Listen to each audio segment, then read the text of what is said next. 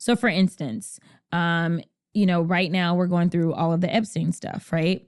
And so even when we sat down with the survivors, they were telling us like the things that they want to see and they really want justice. And I was like, let's define what justice looks like, because I'm sitting in my legislative hat at that moment, right? So justice for me is going to look more like, as far as what I can offer, is going to be, what new legislation do we need to propose to make sure that other young girls and women don't end up in this type of situation?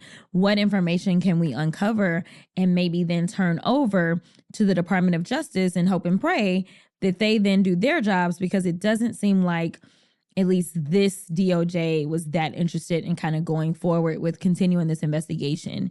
We know that it was the Biden DOJ that ultimately successfully prosecuted Maxwell.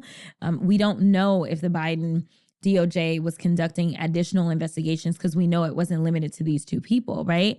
But like, I can't technically go and then try those people. That's not my role. Yes, I'm a lawyer, but that's not the hat that I'm wearing in this moment. And so I wanted to level set and make sure that I wasn't setting up these expectations for these survivors that we can't meet. So it is important for us to understand, though, that if I do something legislatively and it contradicts current law, whether it's federal law or whether it's case law or whether it's the Constitution itself, which is federal law, then it's up to the courts to then interpret and say, yeah, the legislature did this, but we absolutely have decided that it's unconstitutional. So it has to be overturned.